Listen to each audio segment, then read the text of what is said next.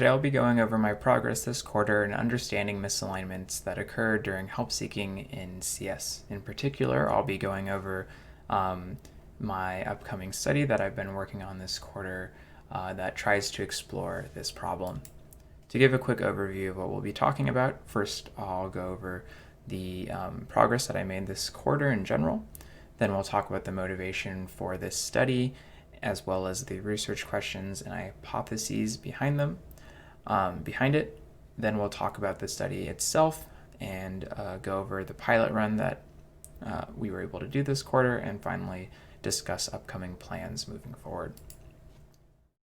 So this quarter, a large bulk of it was spent getting the study IRB to be approved. Eventually, we were able to get it approved around kind of 2/6 of the way into the quarter, or 2/3 of the way into the quarter. It received exempt approval, which was great, and gives us a lot of flexibility in conducting the study.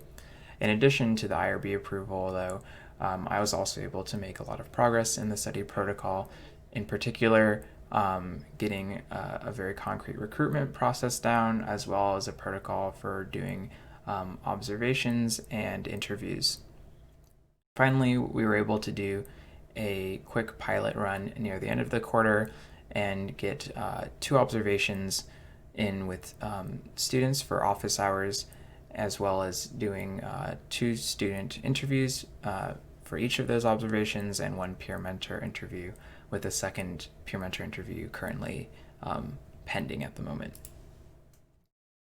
So I went over this in my last 2 quarters, end of quarter videos, but it bears repeating. Why do we care about intro computer science, and why is that a field that we care to focus on? As I've stated before, and it remains true now, computer science is becoming increasingly popular as a field, both in terms of people who want to study it and who's asking for the skills that come with computer science. And as this growth happens, we start to face scaling issues as course resources, such as the number of instructors who can teach these courses, stays constrained. Furthermore, Intro CS is a really important entry point to computer science for a lot of students. It is very common for students to not really touch computer science until they reach college. And so this is kind of the make or break point for a lot of students when it comes to whether or not they'll end up pursuing computer science moving forward into their careers. In particular, for students who are underrepresented in computer science, these things ring especially true. And so it is a big equitable opportunity to have intro courses be as refined as possible. Finally, a lot of students just cite computer science as something that is very challenging to them at first, probably in part because, like stated before, this is very often students' first experiences with code. For office hours and help seeking in general, but focusing on office hours, we care about it because office hours are probably the most, if not the, they're almost definitely are the most common way of providing help to students across universities. One good reason for this, especially in computer science, is that office hours scale with the sizes of courses, because undergraduate teaching assistants or peer mentors are the people who are often conducting office hours, and as more students take a course, more students become qualified to TA for a course. Furthermore, office hours are a good kind of catch-all solution due to their open-ended nature, which allows them to cover a lot of different types of help that students may need, that kind of expands beyond the scope of like asking questions during a lecture. Furthermore, help seeking just in general is an important step in the self-regulation processes. And so office hours being this formal institutional point for doing help seeking processes stands as a great intervention point for improving help seeking in general. Finally, we just don't actually know that much about office hours when it comes to what's going on between students and TAs when students are asking for help.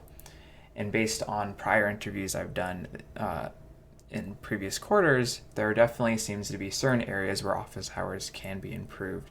And so, since office hours are so ubiquitous, any improvements to office hours have high potential to be very impactful. So, with my study, what do we actually want to be figuring out? The first thing is just what interactions occur between students and help providers, in particular in office hours, because it's something that the literature doesn't cover very well. But more importantly to focus on is what are the misalignments in understanding that arise between students and help providers during help-seeking interactions. This is based on prior interviews that I did with students and TAs/peer mentors, in that oftentimes it seemed like there was a potential for students and TAs to disagree with what help was being asked for or what help was being received, and that seemed to cause ripples in the help seeking the help that students were able to get. Kind of tacking onto that research question, we also wonder, how do students and help providers identify and resolve misalignments in understanding during help-seeking interactions? If they do, this will give us an understanding of kind of what strategies exist and can be improved for dealing with misalignments. And finally, when misalignments in understanding occur, how do they affect the help that a student receives through the help-seeking interaction? Kind of what this research question gets at is wondering, sure, we probably expect misalignments to occur. In fact, based on previous interviews, we've basically been told they do occur. But which misalignments are the ones that we care about the most and are affecting students the most? The main hypothesis for the primary research question regarding misalignments here is also derived from previous interviews. These are the 5 areas of misalignments that I was able to identify based on my interviews, and so it'll be interesting to see how these areas of misalignments actually match up with the data that we end up finding from the study. So the first one is what students actually need. Since this is subjective, this could also be thought of as what the goals of the course are, or even potentially what the goals of students are, but basically what is kind of the objective of the interaction. Next are what the student thinks they need and what the student asks for, and what the TA thinks the student needs and what help the TA gives. And so those last 4 kind of get at the student side and the TA side, as well as what's actually occurring in the actions that students and TAs perform, and what students and TAs believe is going on, and what their perspectives are on the situation. So for this study, there are 3 main parts for collecting data and learning more about help seeking. The first and probably the most important part are these virtual office hours sessions that are observed and video recorded that involve participating students and TAs. And these are ordinary office hours sessions. The only difference is that they're being recorded. Next, we have follow-up interviews that ideally are almost immediately after these office hours sessions, and will be primarily either the day of or the day after they occur. And that's to get the perspectives of the student and the peer mentor/TA based on what just occurred. And finally, we're collecting discussion board posts, since they're kind of easily accessible, low fidelity form of capturing help-seeking interactions as they occur.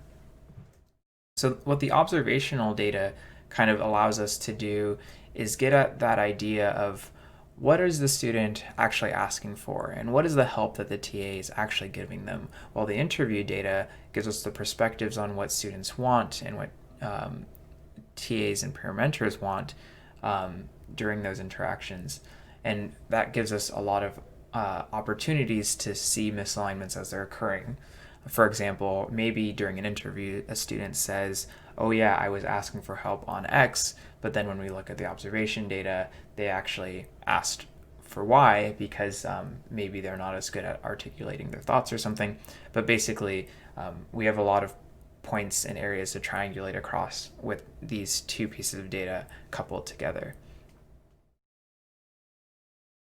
So we were able to conduct some observations and interviews to kind of give the study design some testing, and things went pretty well logistically, and there were also some early interesting takeaways that still need to be fleshed out but kind of stood out.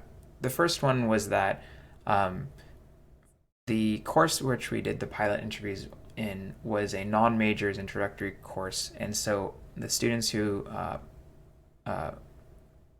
the students who were participating in it were particularly novice students who almost entirely had no coding experience, unlike in some intro courses.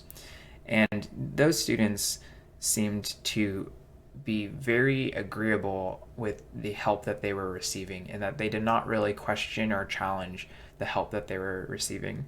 This kind of contrasts with some of the interview findings where some students kind of openly disagreed with the help that they got and kind of stated that what they wanted is not the help that the peer mentors were providing to them. The next interesting takeaway was that help seeking, at least virtually, seemed very reliant on sharing the source code and talking it over with that information in front of both the peer mentor and the student. This was always done in the observations with screen sharing, with the students sharing their screen and pulling up their code. But it seemed to be a very effective way for students and peer mentors to kind of ground themselves in what content they were both talking about and going over. And then finally, something that one of the peer mentors, or the peer mentor that I interviewed, brought up during her interview was the way that student goals played into the help that they gave. Basically, since students have different objectives coming into office hours, not just with the problems they're facing, but with what they're trying to achieve in the course, basically this peer mentor stated that she adapts her helping strategies based on those student goals. And so this could potentially be one of the strategies that helpers use to try and ease potential misalignments, basically trying to get on the same page as the student and tailor the help to that student to reduce possible friction. Moving forward into this summer quarter, I'm hoping to be able to do a full run of the study with an Intro CS course. Since Northwestern doesn't do introductory computer science courses over the summer, we're currently exploring options with the University of Maryland and the University of California, San Diego.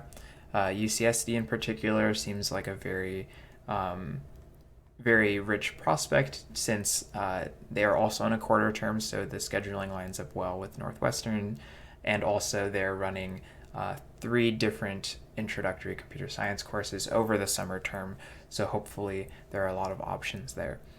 And finally, I'd like to continue to be looking through the current data that we have from the pilot, just to get some more deeper observations or deeper analysis of the takeaways, and hopefully use that to kind of inform any potential changes to the study protocol before a full study run.